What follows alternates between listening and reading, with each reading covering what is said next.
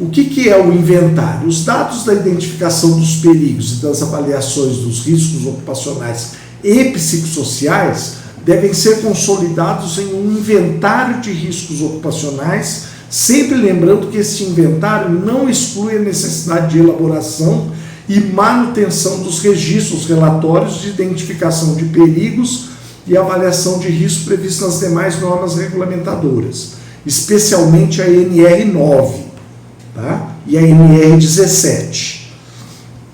Então é muito importante não só ter o inventário, mas ter também os relatórios obrigatórios, tá? Isso é fundamental. Deve contemplar, no mínimo, as seguintes informações, que são aquelas informações que eu já passei, só que aqui eu vou colocar de uma maneira um pouco mais rápida, tá? Caracterização dos processos e ambientes de trabalho, a caracterização das atividades, a descrição de perigos e de possíveis lesões ou agravos à saúde dos trabalhadores, com a identificação das fontes ou circunstâncias, descrição de riscos gerados pelos perigos, com a indicação dos grupos de trabalhadores sujeitos a esses riscos, e descrição de medidas de prevenção implementadas. Por exemplo, eu tenho um ambiente, então está lá meu ambiente de trabalho. Vamos colocar que seja lá o do Dr. Rogério, que ele descreveu, é um ambiente muito mais simples, porque são salas individuais. Então é mais difícil de ter risco. O ambiente que a Paula descreveu, que é um ambiente que trabalha 8 servidores, são 8, né, Paula?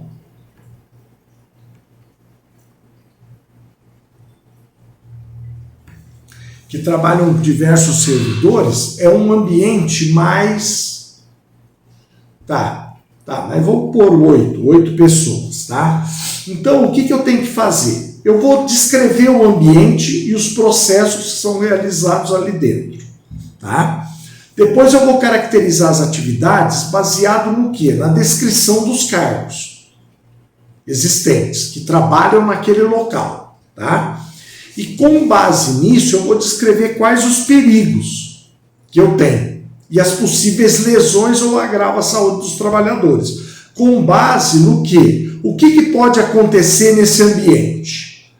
Então aí eu tenho que verificar o que pode acontecer. Porque, por exemplo, vamos supor que um ambiente que trabalha várias pessoas, ele não tem tamanho suficiente para acomodar confortavelmente todas essas pessoas. Tá? E aí entra a questão circulação de ar, iluminação, que pode ter problemas. E isso, quais são as lesões ou as doenças que podem ocorrer desse ambiente superlotado? Tá? E aí a gente vai verificar o que é que... e descrever isso, né? Aí eu tenho que verificar quais são os servidores daquele ambiente que estão sujeitos a esses riscos e colocar as medidas de prevenção implementadas. O que eu já tenho implementado, tá? E aí os dados da análise preliminar ou do monitoramento das exposições a agentes físicos, químicos e biológicos e os resultados da avaliação de ergonomia nos termos da NR17. Quando a gente fala de ergonomia, a gente tem normas, tá? Na NR17 ela não detalha dessa maneira, tá? Mas a gente tem outros documentos do próprio Ministério do Trabalho, através do Fundacentro, que tratam, por exemplo, qual o espaço necessário para que as pessoas trabalhem. Ou seja, eu tenho lá uma mesa e eu preciso de um espaço mínimo entre uma mesa e a outra, até para eu poder transitar dentro desse espaço, tá? Então, eu tenho que atender essas normas. Não pode ser tudo amontoado um em cima do outro, né? A avaliação dos riscos, incluindo a classificação para fins de elaboração do plano de ação. O que traz esse plano de ação? Esse plano de ação vai trazer o quê? Quais as medidas que eu ainda vou implementar? Porque no inventário de riscos, eu já coloquei as medidas que já estão implementadas. Tá? Agora, aquelas que eu preciso implementar, eu vou gerar um plano de ação, inclusive com um cronograma. Por exemplo, de repente eu tenho que... por exemplo, eu preciso de uma sala a mais. Só que para ter essa sala, precisa construir essa sala. Então, isso não é feito da noite para o dia. E na administração pública, a gente ainda exige que tenha orçamento, que tenha uma série de questões que não estão disponíveis imediatamente e que muitas vezes eu não tenho controle também sobre isso. Tá? Então eu vou colocar no meu plano de ação e vou colocar um cronograma de atendimento dessas medidas. Tá? E os critérios adotados para avaliação dos riscos e tomada de decisão. Quais foram os critérios? Quais as ferramentas que eu utilizei? Como que eu cheguei na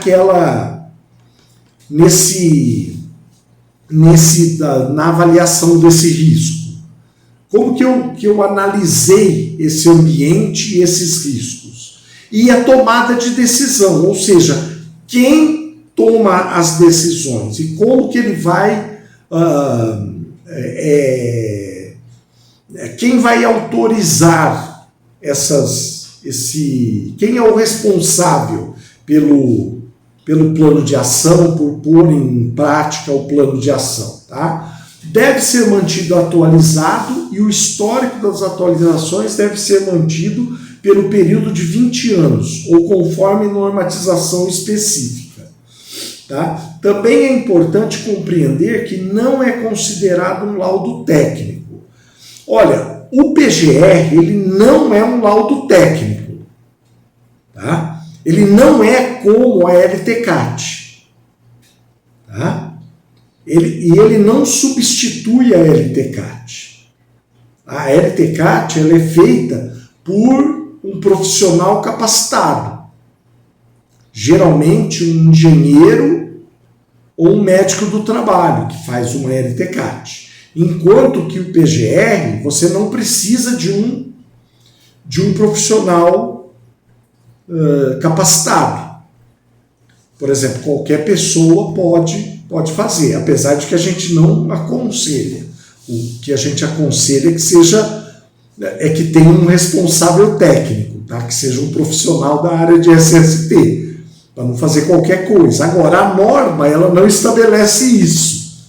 Então, teoricamente, qualquer profissional da área de RH pode montar um PGR. Não há grandes problemas com relação a isso. Tá?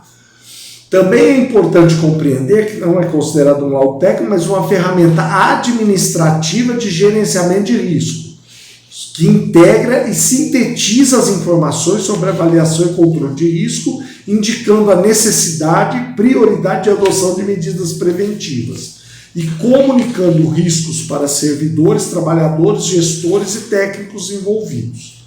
Tá? Então aqui eu até coloquei, envolvimento técnico de profissionais da área de SST, isso é muito importante. Tá?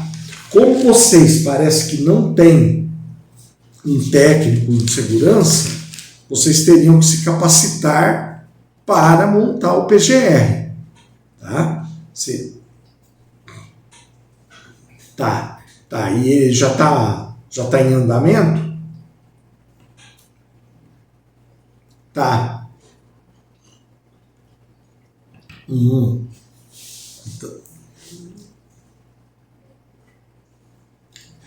Ah, legal. Então ele já monta isso, né? Então tá bom. Então vocês estão bem encaminhados, não tem muito problema, não. Vocês já têm.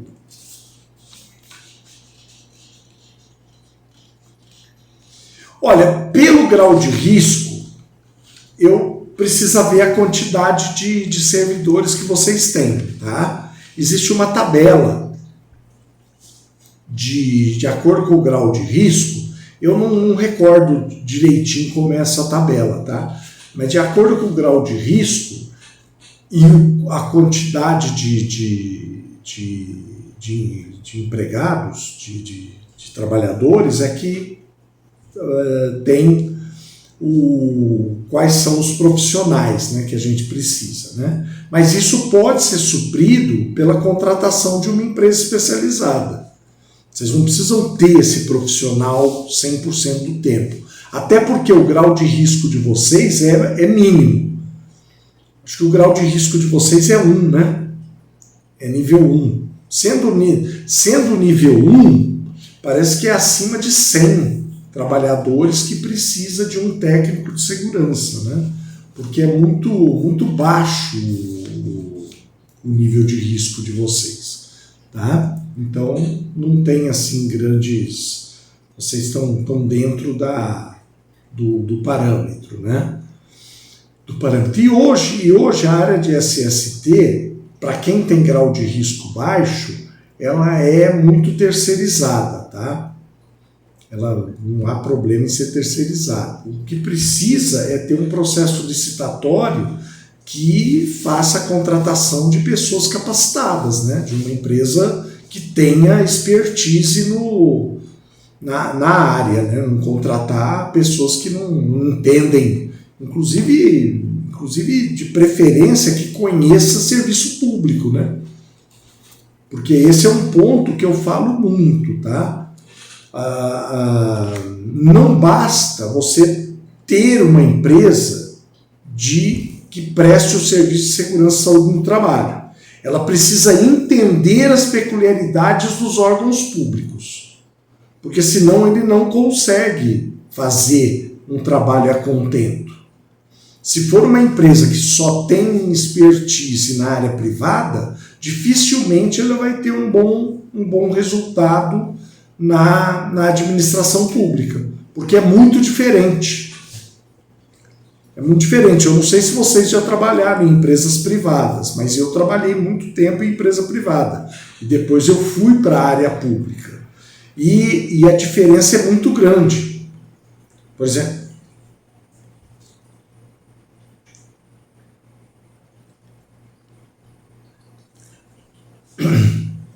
olha, ela é muito grande, até porque, por exemplo, as especificações de materiais, de equipamentos, a forma de aquisição,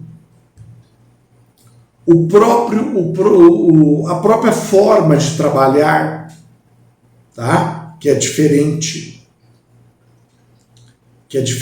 Por exemplo, um servidor público, ele é estável. Numa empresa privada não tem ninguém estável. E o doutor Rogério, que é da área de processo administrativo disciplinar, ele sabe bem a dificuldade que é você aplicar uma norma que manda você demitir alguém que não a cumpre. Né? Tá? E as normas de SST na área privada, ela é inclusive justa causa para demissão. Enquanto que na área pública já tem um outro enfoque. Um enfoque muito mais preventivo do que um enfoque mais punitivo, né? Então a gente precisa tomar um certo cuidado com isso, tá? E eu falo que a própria forma de trabalhar na área pública é diferente da área privada, tá? Então, se você tiver pessoas, tanto é que eu sei, eu noto isso porque, olha, eu trabalhei na área privada, na área de RH, e fui para a área pública trabalhar na área de RH, na prefeitura de Ribeirão Preto. E eu notei muita diferença. Assim, parecia que eu não sabia mais nada de RH. Eu não sei, para quem teve só a experiência do serviço público é diferente. Agora, para quem teve as duas experiências, você nota claramente essa dificuldade. E existe até uma dificuldade de adaptação, tá? Não é tão simples assim a adaptação, tá? Bem, aí o plano de ação. Documento que mostra em detalhes como será feito o controle dos riscos presentes no inventário, através de um cronograma. Tem por objetivo planejar e priorizar as ações necessárias para eliminar, reduzir ou controlar os riscos, tornando o local de trabalho seguro. Olha, a gente tem algumas situações de riscos. Por exemplo, você tem alguns riscos que você vai conseguir eliminar ele. Tá? Por quê? Porque é possível eliminar. Tem alguns que você não consegue eliminar, mas você consegue reduzir. Tá? E tem outros que eu não consigo nem eliminar e nem reduzir. Eu tenho que controlar. Ele vai continuar o risco, mas eu consigo controlar esse risco. Tá? A NR1 estabelece que o plano de ação é um dos instrumentos obrigatórios dentro do contexto do PGR. Ou seja, eu tenho o inventário e o plano de ação. Eu nunca tenho um PGR sem plano de ação. Tá? Ah, mas aqui está tudo pronto. Será? Será que na hora que você fizer o inventário não vai aparecer alguma coisa que você precisa implementar? Tá? Por exemplo, a Paula falou que vocês já têm um PGR. Será que nesse esse PGR eu não sempre que faz a revisão dele, não tem nada novo para implementar? Não tem algum plano de ação? Sempre tem. Por mais organizado que você esteja, sempre aparece alguma coisa. Tá? Então a gente precisa, que deve ser elaborado para todas as organizações, exceto aquelas desobrigadas pelas normas regulamentadoras, sendo fundamental para a gestão contínua de riscos. Tá? Porque a ideia é você ter uma gestão contínua, ou seja, não uma gestão pontual, mas uma gestão que seja uma sequência desses riscos. Tá? O plano de ação é utilizado para planejar a implementação de medidas de prevenção em resposta aos riscos identificados, priorizar ações considerando a gravidade, a urgência e a viabilidade de cada medida e garantir conformidade com a legislação vigente, prevenindo acidentes e doenças relacionadas ao trabalho. Aqui, nessa apresentação, aqui é um modelo de um plano de ação. Tá? Esse é um plano de ação. Então você vai ter uma série de pontos que você vai colocar. E aqui você geralmente usa cores para identificar o que é mais grave e o que é menos grave. Tá? E a gente sempre prioriza o mais grave. Aquele que é menos grave, a gente às vezes não precisa tomar medida nenhuma. Basta controlar ele. Porque ele é tão corriqueiro, ou às vezes acontece de forma tão esporádica que para nós não há necessidade de tomar medidas mais urgentes. Tá? Então, esse é